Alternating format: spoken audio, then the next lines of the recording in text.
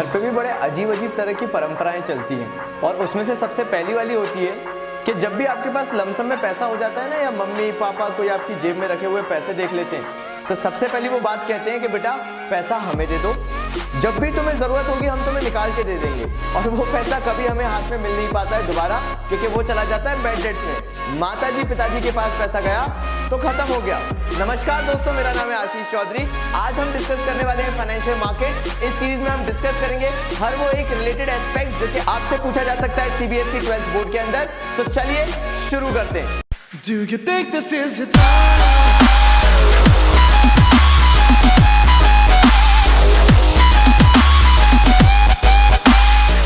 Financial market जो है वो है गरीबों का मेला।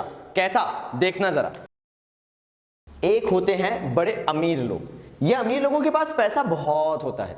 ये क्या करते हैं, बढ़िया अच्छी खासी सैलरी उठाते हैं, अच्छा जॉब करते हैं, उसके बाद महीने के एंड में पैसा सेव करते हैं। ये पैसा ले जाके बैंक में डिपॉजिट कर देते हैं। बैंक में जब डिपॉजिट करते हैं तो बैंक से उम्मीद रखते हैं कि बैंक इन्हें कुछ इंटरेस्ट दे उस पे, तो बैंक भी ठहरा चालाक।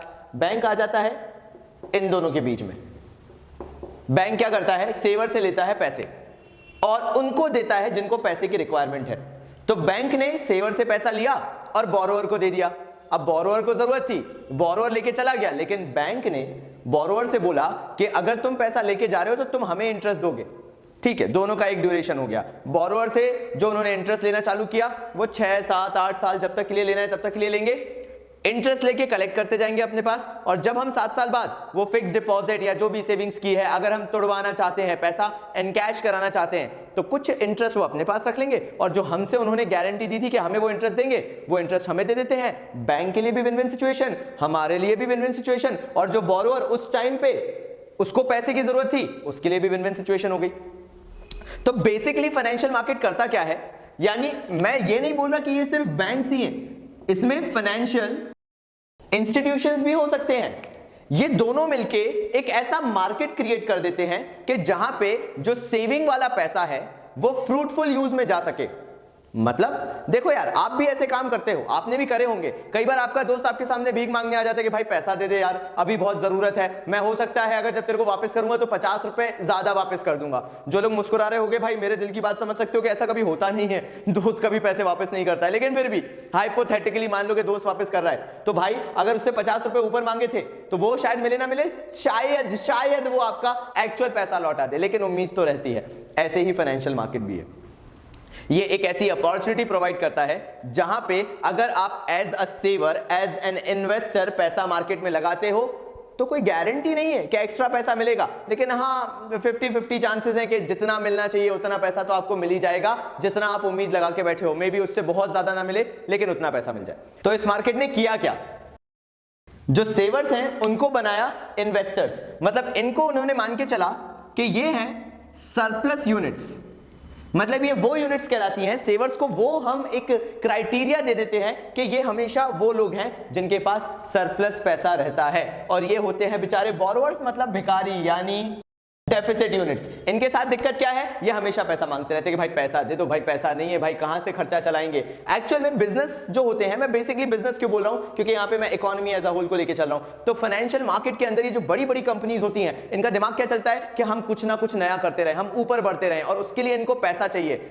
इसलिए ये हमेशा डेफिसिट यूनिट्स होंगी, इनको हमेशा पैसे की रिक्वायरमेंट होगी, और हम एक आम इंसान बेचारे मरे जाते हैं सेव कर करके। हर जगह सेव कर दो, LIC में पॉलिसी में पैसा लगा दो, PPF में पैसा लगा दो, बैंक अकाउंट में पैसा रखो, कुछ ना कुछ सैलरी आती कब चली कब जाती है पता नहीं चलता, खर्चे के लिए पैसा नहीं है, लेकिन सेव कर लो। तो ये हम होते हैं सेवर्स, इसलिए हमेशा बोला जाता है सरप्लस यूनिट। बिजनेस होते हैं रिस्क टेकर्स, इसलिए इन्हें हमेशा बोला जाता है डेफिसिट यूनिट। तो इनसे कुछ फीचर्स पता चले जो मैं ज्यादा बोर नहीं करूंगा क्योंकि ज्यादा इंपॉर्टेंट नहीं है। तो चलिए पहला फीचर देखते हैं। तो ये हो गया मोबिलाइजेशन ऑफ सेविंग्स, यानी पहले फीचर में बोला गया कि सेविंग्स को आप मोबिलाइज करते हो। मोबिलाइज का मतलब होता है एक स्थान से दूसरे स्थान पे लेके जाना, यानी from one place to another. यहां से हम क्या कर रहे हैं, वो लोग जिनका पैसा तिजोरी में पड़ा रहता, किसी काम का नहीं था, उसको हमने बिजनेस को दे दिया या किसी पोटेंशियल ऐसे बंदे को दे दिया जो कि उसका और प्रोडक्टिव यूज कर सकता था। इससे मार्केट में मनी सही जगह फ्लो हो गया।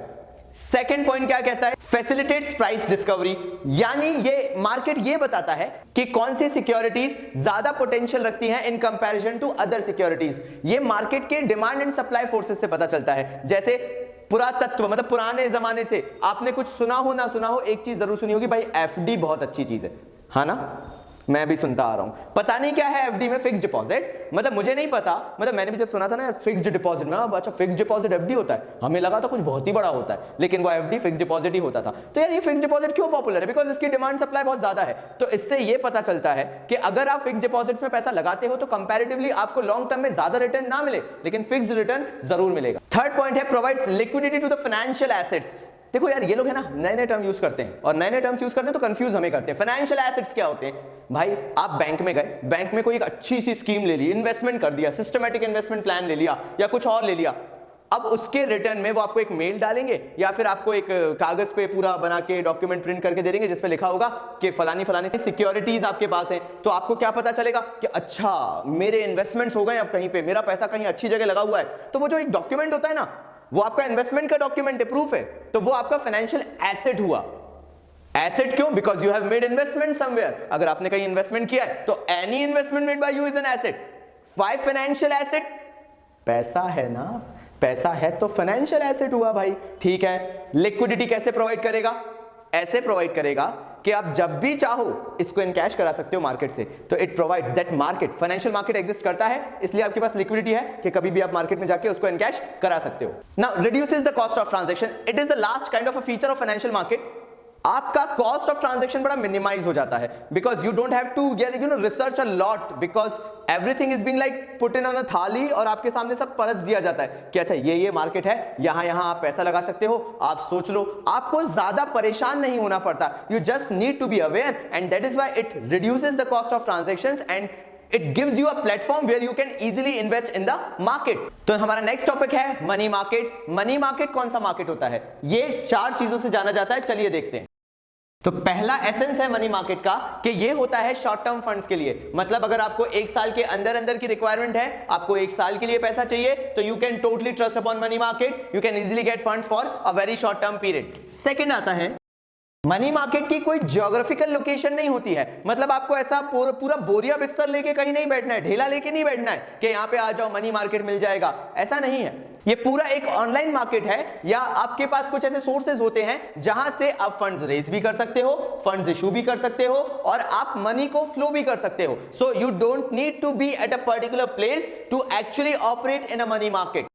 थर्ड पॉइंट इसका जो है वो है कि इस मनी मार्केट के अंदर आपको मेजर इंस्टीट्यूशंस मिल जाएंगे, जैसे आरबीआई हो गया, कमर्शियल बैंक हो गया, एलआईसी, यूटीआई, ये सारे मेजर इंस्टीट्यूशंस मनी मार्केट को फॉलो करते हैं। और इसी से रिलेटेड है हमारा फोर्थ पॉइंट कि ये मनी मार्केट के अंदर आपको कौन कौन से इंस्ट्रूमेंट्स मिलते हैं, जैसे ट्रेजरी बिल हो गया, कमर्शियल पेपर हो गया, कॉल मनी, एटसेट्रा एटसेट्रा। मतलब कहने का ये है 4 पॉइंट के अंदर आप याद रखोगे मनी मार्केट को, ज्यादा डिटेल में नहीं जाओगे, क्योंकि मुझे मालूम है एप्लीकेशन बेस्ड क्वेश्चंस आएंगे, तो मैं भी आपको डिस्टर्ब नहीं करूंगा बिना बात की बकवास बता के। तो पहली चीज क्या याद रखोगे? शॉर्ट टर्म होता है। दूसरी चीज क्या कि इसके लिए जियोग्राफिकल लोकेशन की जरूरत नहीं होती है, you can have transaction like anywhere because everything is online now. Third चीज क्या हो जाती है? इसके अंदर काफी मेजर इंस्टीट्यूशंस है, आरबीआई, कमर्शियल बैंक्स तो है ही हैं, साथ में एलआईसी वगैरह भी शॉर्ट टर्म मार्केट में डील करते हैं।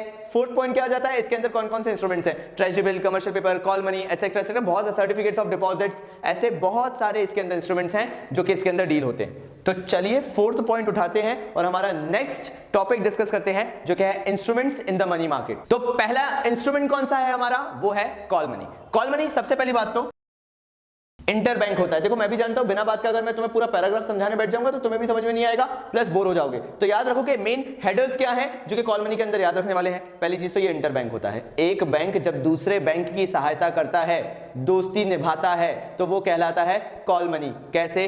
पहली चीज बता दिया ना, इंटर बैंक है। दूसरी चीज में वो चीज क्लियर करता हूं, क्या होता है जब एक बैंक शॉर्टेज होती है उसके पास फंड्स की, तो दूसरा बैंक जिसके पास सरप्लस होता है फंड्स का, वो कुछ शायद डे और 2 यानी 1 दिन के लिए या 2 दिन के लिए, जब ये वाला बैंक सरप्लस जिसके पास है, वो शॉर्टेज जिस बैंक के पास है उस बैंक को एक दिन या हार्डली 2 दिन के लिए पैसा दे देता है तो वो कहलाता है कॉल मनी। कॉल क्यों? क्योंकि एक बैंक जी दूसरे बैंक जी को कॉल करके बोलते हैं, दुहाई देते हैं कि भाई प्लीज मुझे 1-2 दिन के लिए पैसा दे दो, मेरे पास पैसा नहीं है। तो भाई ये वाला जो बैंक है ना, ये वाला बैंक थोड़ा सा मीन हो जाता है, बोलता है अच्छा भाई ऐसे कैसे दे दे भाई, एकदम फ्री फोकट का पैसा देंगे क्या? नहीं। तो तीसरा पॉइंट इसी से बनता है कि जो बैंक शॉर्टेज वाले बैंक को पैसा देता है वो बोलता है कि मैं इस पे आपसे कुछ रेट चार्ज करूंगा, जनरली जिसको हम यार इंटरेस्ट नाम से भी जानते हैं। कोई भी पैसा देता है ना किसी को तो उस पे इंटरेस्ट चार्ज करते हैं, फ्री में पैसा थोड़ी ना देंगे, लोन लेते हो तो उस पे इंटरेस्ट भरना पड़ता है ना। ऐसे ही जब एक बैंक दूसरे बैंक को कॉल मनी देता है तो वो उस पे कॉल रेट मांगता है। अब ये जो कॉल रेट है ना भाई, ये डे टू डे या आर टू आर फ्लक्चुएट होता है। मतलब हो सकता है पिछले दिन कुछ और कॉल रेट चल रहा हो, इस दिन कुछ और कॉल रेट चल रहा हो, मतलब कोई भी इसमें ऐसी एक कंसिस्टेंसी नहीं है कि जो आपको कंसिस्टेंसी किसी और इंटरेस्ट रेट में मिलती है 7% 8% चल रहा है तो इसके अंदर फ्लक्चुएशन रहता है, and sometimes it is R to R. तो क्या क्या सीखा? पहली चीज तो बैंक के बीच में होता है, एक बैंक जी दूसरे बैंक जी की मदद करते हैं। दूसरी चीज, जिस बैंक के पास शॉर्टेज होती है वो कॉल करता है, कॉल कैसे करता है वो तुम देख लो, उस बैंक को जिसके पास सरप्लस होता है और उससे पैसा मांगता है। जब ये बैंक मदद करने के लिए तैयार हो जाता है उस बैंक की जिसके पास शॉर्टेज है, तो ये बैंक उससे कुछ इंटरेस्ट जैसा मांगता है जिसे नाम दिया जाता है कॉल रेट। ये जनरली किया क्यों जाता है? ये किया इसलिए जाता है टू मेंटेन सीआरआर। कई बार कमर्शियल बैंक्स सीआरआर के लिए जो पैसा आरबीआई के पास डिपॉजिट करने के लिए जाते हैं वो उसकी शॉर्टेज हो जाती है, में भी शायद उनके पास उतना पैसा नहीं हो।